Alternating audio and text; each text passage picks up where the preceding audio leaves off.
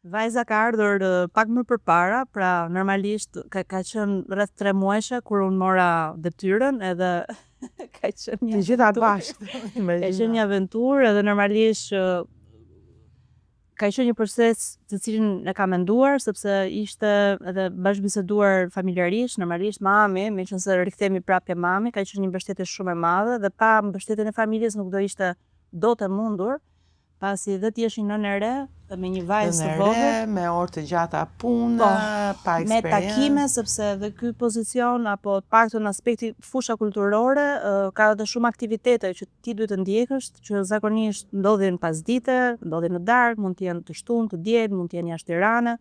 Kështu që ose je jashtë shtetit ku duhet marrësh pjesë në një konferencë ose në një aktivitet ndërkombëtar që duhet me patjetër të jesh prezent. Kjo është një lloj sakrifice, por dhe një lloj kompromisi që për sa kohë ti merr përsipër të bësh të detyrë, do duhet të ti mbash të dyja pavarësisht se gjithmonë është ajo pyetja si ja desi. So unë mendoj që domethënë nëse menaxhohet.